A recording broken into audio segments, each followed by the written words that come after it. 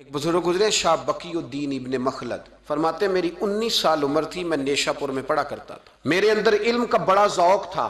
ایک استاذ کے پاس جب میں پڑھنے گیا تو میرے استاد مجھے فرمانے لگے کہ بیٹے تیرا ظرف بڑا ہے اور میرا علم چھوٹا ہے، تو کسی بڑے عالم کے پاس جا۔ میں نے استاد سے کہا کہاں جاؤں؟ تو کہنے لگے اگر ہو سکے نا تو بغداد شریف چلا جا، امام احمد بن حنبل کی بارگاہ میں حاضری دے، وہ حدیث کے حافظ ہیں۔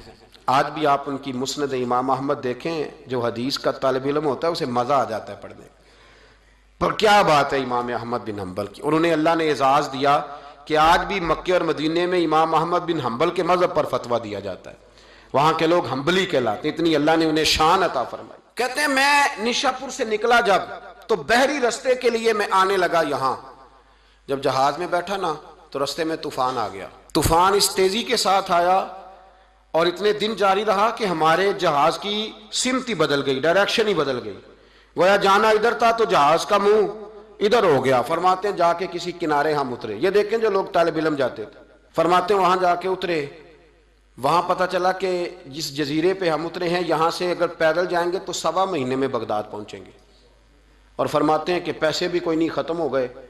اب میں وہاں سے اترا پتے کھاتا، 1.25 مہینہ لگا اور میں بغداد شریف پہنچا، اور جب پوری جد و جہد کر کے وہاں پہنچ گیا نا تو پتہ چلا کہ امام احمد بن حنبل کا تو مدرسہ ہی بند ہو گیا، ان کے تو جمعہ پڑھانے پہ پابندی لگ گئی ہے، وقت کا بادشاہ ناراض ہو گیا ہے، اس کا مطلب ہے وہ بھی سیاسی باتیں کرتے ہوں گے، ناراض ہو گیا ہے، اس نے پکڑ کے آپ کو جیل میں ڈال دیا۔ تو امام صاحب تو پڑھاتے ہی نہیں۔ فرماتے میں اب تلاش کرنے لگا کہ مجھے پتہ چلے امام صاحب کہاں قید ہیں، بتایا گیا کہ ان کو ان کے گھر کو جیل، سب جیل قرار دے کے نظر بند کر دیا گیا، اور گھر کے چاروں کونے میں پولیس کھڑی ہے۔ امام احمد بن حنبل رحمۃ اللہ تعالیٰ علیہ کے وہ شاگرد شاہ بقی الدین صاحب فرماتے ہیں کہ میں جب وہاں پہنچ گیا، وہاں پہنچ کر کے میں نے لوگوں سے کہا کہ تم نا قریب نہ جانا، بس مجھے بتا دینا کہ امام صاحب کا گھر کہاں ہے۔ تو کہتے ہیں ایک شخص نے مجھے کہا کہ میں انگلی کا اشارہ نہیں کروں گا، آنکھ کا اشارہ کروں گا، کیونکہ حالات بڑے خراب ہیں۔ کہتے ہیں اس نے آنکھ کے اشارے سے بتایا کہ وہ سامنا گیٹ امام صاحب کا ہے۔ کہتے ہیں میں واپس آ گیا، اب ساری رات سوچتا رہا کہ امام صاحب کے گھر تعلیم حاصل کرنے کیسے جانا ہے۔ فرماتے ہیں پھر مجھے ایک تجویز سمجھ میں آئی، صبح جب میں نے اٹھا تو میں نے سر سے پگڑی اتاری، اپنے بالوں میں ہاتھ ڈال کے بال بکھیر دیے، چاروں جانب بکھر گئے، زلفیں رکھی ہوئی تھیں۔ فرماتے ہیں پھر میں نے اپنی قمیض کو تھوڑا سا ایک جگہ سے پھاڑا، تھوڑا سا دوسری جگہ سے پھاڑا، ٹخنوں کے قریب کر کے کہتے ہیں میں نے جا کے تھوڑی سی تہمت کو بھی پھاڑا، ہاتھ کے اندر میں نے کاسا پکڑا جیسے فقیر مانگنے والے پکڑتے ہیں۔ اب تو فقیر کہتا نا اللہ بھلا کرے، اللہ بھلا کرے، تو اس زمانے میں کہتے تھے اجرکم علی اللہ، اجرکم علی اللہ، تمہیں اللہ اجر دے، تمہیں اللہ۔ کہتے ہیں یہ وظیفہ میں نے اچھی طرح پکایا، نظریں میں نے جھکا لی، پھٹے پرانے کپڑے پہن کے نا تو بغداد کی گلیوں میں، بغداد کی گلیوں میں تیری تلاش میں پھرا میں جنگل، پہاڑ اور دشت میں۔ کہتے ہیں بغداد کی گلیوں میں کبھی ادھر کبھی ادھر، میں نہ وہ لیے نہ کاسا، میں گھوم رہا ہوں پھر رہا ہوں، تینوں لب دیاں آپ گواچے۔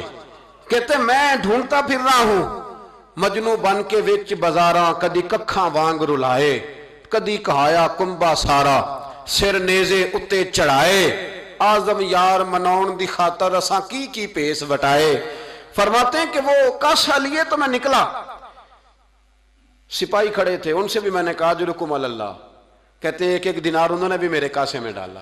پھر امام احمد بن حنبل کا دروازہ آیا تو میں نے دروازے پہ کھڑے ہو کہا اجرکم علی اللہ، اجرکم علی اللہ، اجرکم علی اللہ۔ کہتے میرا جوش ہی بدل گیا۔ امام صاحب نے جھٹ سے دروازہ کھولا، خوبصورت امامہ اور خوبصورت چہرہ، کہتے ہیں ان کا چہرہ دیکھا تو میرے آنسو ہی بہہ گئے، اور امام صاحب نے جب ایک دینار میرے پیالے میں ڈالا تو میں رو پڑا۔ میں نے کہا بغداد کے بادشاہ، او میرے محبوب کے علم کے وارث، میں بھیک مانگنے نہیں آیا، میں تو رسول اللہ کی حدیث سننے آیا ہوں، مجھے نہ آپ نے خیرات نہیں دینی، بس مجھے ایک حدیث میرے نبی پاک کی روز پڑھا دیا کریں، ایک حدیث ایک حدیث۔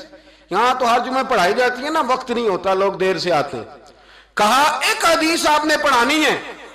شاہ بقی الدین صاحب کہتے ہیں امام صاحب نے میرا چہرہ دیکھا تو خوشی سے کھل اٹھے، فرمانے لگے تو کیسے آئے گا؟ کہا حضور بھکاری بن کے۔ میں خیرات مانگنے آؤں گا، یہ بھی تو خیرات ہی ہے نا، مصطفیٰ کریم کے نام کی خیرات مانگنا۔ حضور آپ نے ایک حدیث پڑھانی ہے، سنیں۔ شاہ بقی الدین کہتے ہیں میں پورا سال بھکاری بن کے جاتا رہا، یہ جذبہ، یہ شوق، پورا سال بھیک مانگنے کی غرض۔ یہاں تو ہمیں اپنے علماء میں کمزوریاں نظر آنے لگ جائے، کہتے سب ٹھیک ہے جی، وہ ایک بات نہیں ٹھیک، لہذا چھٹی، میں اب خود بہت بڑا محدث ہوں، مجھے کیا ضرورت۔ یہ کمزوری ہے، اس لیے اخلاقی رویے لوگوں کے مضبوط نہیں رہتے، اس لیے دنیا داری کی ساری باتیں آتی ہیں پر دین نہیں آتا، کیونکہ ہمارا وہ شوق نہیں، وہ انداز نہیں۔ ہم کون بھکاری بننے کو تیار ہے؟ جب لوگ کاسا پکڑتے تھے تو پھر رسول اللہ کے دین کی خیرات بھی اس میں آیا کرتی تھی۔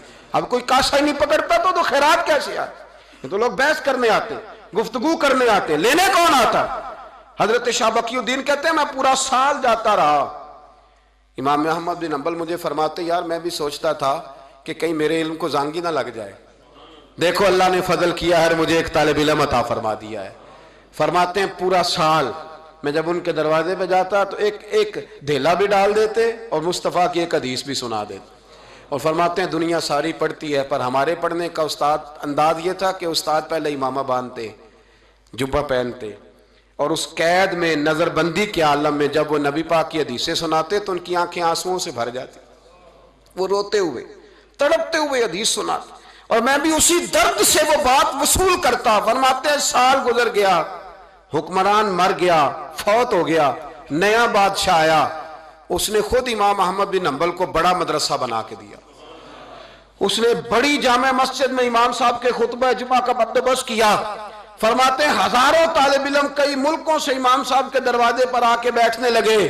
فرماتے جب میں بھی پہنچا نا تو امام فرمانے لگے تو ذرا آگے آ جا، کہتے میں آگے آیا تو فرمانے لگے بھی علم تمہیں بھی دیتا ہوں، تمہیں بھی پڑھاؤں گا، مرتے دم تک پڑھاؤں گا، پر جو میرے اندر فیض کی خیرات تھی نا وہ ساری اس نے حاصل کر لی۔